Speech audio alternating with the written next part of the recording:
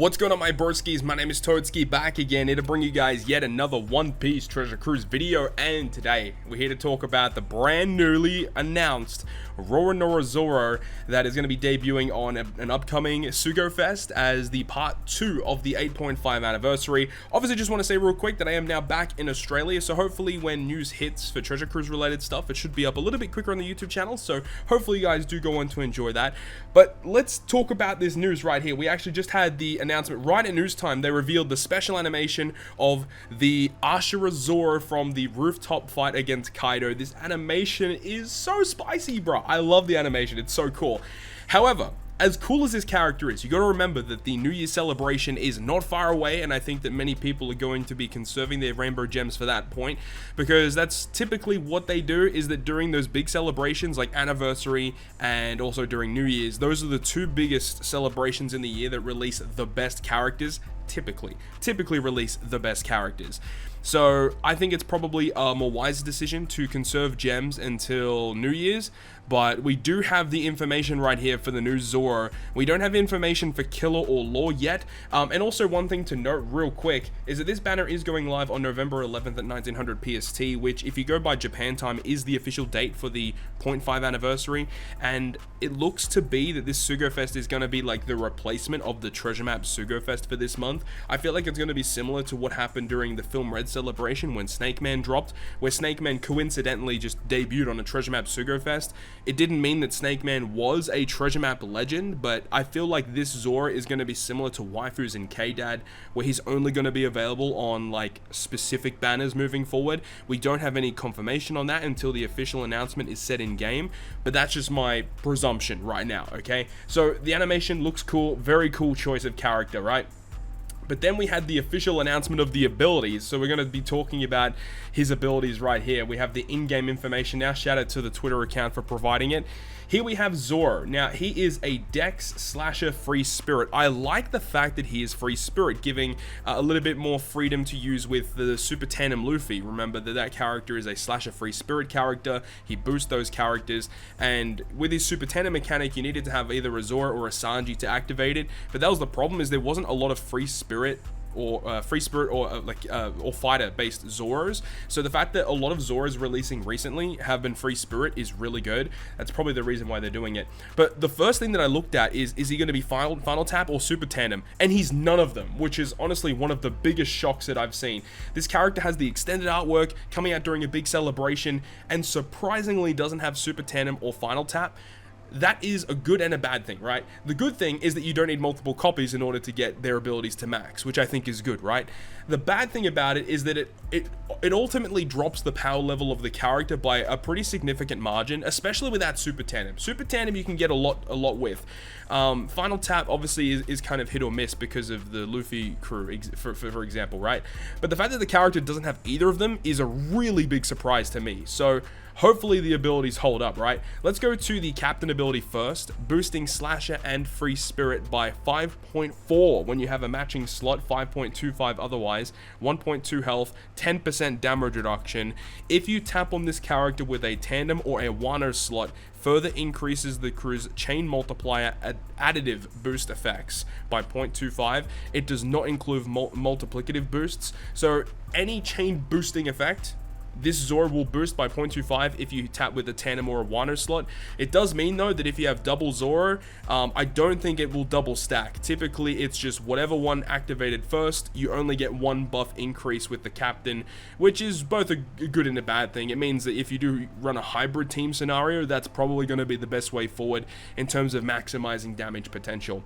But obviously this character is boosting slashes, which goes on with the 8.5 anniversary theming that we had with K-Dad and their batch, and now we have yet another slasher based batch here, it looks like. So Zoro's captain ability, I like the fact that he boosts not only slashes but also free spirits. It makes the captain ability way more usable, and when we look at the rest of the kit, I think that it's a really good decision that he's actually boosting free spirit. If he was mono slasher, I don't think this character would be really that good, or he probably wouldn't see a lot of play. But the fact that he boosts free spirit as well, I really like that about it. So Dex slasher free spirit, boosting slasher free spirit. He has a damage reduction, health boost, and an additional effect if you tap with Tandem or Wano. So moving on to his special ability. The special ability is pretty lengthy. It cuts your crew's health by 20%, but then deals 1,000,000 fixed damage to all enemies that ignores everything. All defensive effects, base defense, and normal attacks only. So that's really cool to see. He also reduces damage reduction and threshold by 6 turns, so that's Rainbow Shield and threshold by 6 turns. And then boosting Slasher and Free Spirit, chain multiply growth rate depending on your tap timing, very similar to Super Tandem Law, Super Tandem Kid, and Strength Legend Ulti. They all have very similar mechanics to this. If you tap with a perfect, you get a 0.6 chain multiplier boost, which is pretty good. It's a really, really strong effect. But then further on, it says if your captain slot is Tandem or Wano when you launch the special, you get a 1.5 chain boost for 1 turn. So you really need to make sure you have a character on your team that can provide that slot for you, because, spoiler alert, there is no part of his kit that gives him a Tandem or a Wano slot. So he is really reliant on some of your other characters, which I don't really like that about him specifically. That is a little bit of a downside. But if you are able to provide that, there are lots of characters you can use with him. Obviously, K-Dad with their super class, you can do it. If you're running Odin as a friend captain, you can do it. Even like Legend Hiyori, who's a slasher, you can provide you with a Wano slot, you can do it that way too. There are lots of ways to generate these slots. The fact that he boosts Free Spirit as well, you could use Legend Yamato, for example, even though Legend Yamato, with her effect, gives you a chain boost as well. You can still get a lot out of that because of his captain ability allowing you to boost it anyway. So the fact that he does boost Free Spirit and Slashes makes this special a lot better than what it actually is, for sure. As I said, if this was just for mono Slashes, I don't know if I would even really suggest many people to pull on this for this banner at all, to be honest. Special ability is kind of interesting. I would have preferred it to have some type of like an actual damage boosting effect. This is just chain related stuff, which I'm not the biggest fan of chain boosting stuff, but the fact that he has multiple chain effects in one special is interesting. And of course, if you stack it with the chain boundary effect, you're gonna have a really good time with this guy. Moving on though, we have his support effect, and it will attach to any slasher, which is massive, and it gives you a 0.5 chain boost at the start of the final stage, which is pretty good. You can't really deny that that's a really good effect. But then the actual superclass, he's a superclass slasher, the exact same as K-Dad that released previously. Now, in order to activate it, it's very simple. It's just one of the Straw Hats, Hiyori, or Yamato. I like the fact that Yamato is one of the activatable units too. That's really cool. Or if the crew has a color affinity boost and an orb boost. So I would expect the Law and the Killer to provide those two effects. But the actual superclass special is damage to all enemies, which is fantastic, and then 2.5 times attack to Slasher and Free Spirit for 1 turn. That's a fantastic superclass effect. Like that, 2.5 attack, and then you have these 2 chain-related buffs. The only real bad thing about this unit with his kit is that he doesn't provide any matching slots to your crew. So you're still reliant on other characters to give you slots, but this guy provides a lot of damage with just himself, which is a huge, huge part to this character. But of course, no super tandem, no final tap, which, as I said earlier, is a good or a bad thing. You know, it's both of those things at once. But overall, I think he's pretty strong, but I don't know if he's overly worth pulling for. I think that it's honestly a better decision to conserve your gems. K-Dad is definitely a better character than this guy, honestly. He just is. This character's good, but K-Dad, I think, will see more play just due to the final tap. But this character is good. He's good, but K-Dad, I think, is just a little bit better. Even though this guy is boosting Free Spirit, the final tap of K-Dad definitely tipped him over the edge. We also got some information on all of his Pirate Rumble abilities, including the addition of new Grand Party abilities. So let's have a look at this guy.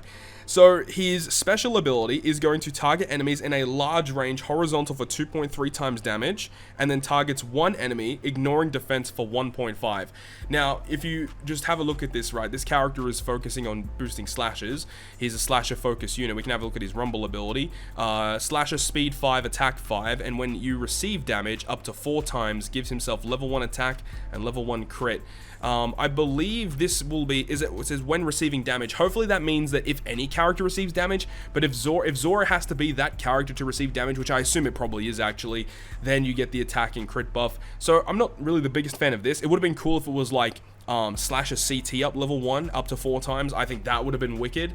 But I think it's still good because of the fact that his special ability does damage through defense. That's incredibly strong, especially when you have just a think about how the slashers perform. Roger, Whitebeard, Odin, Kizaru, Cracker potentially, right?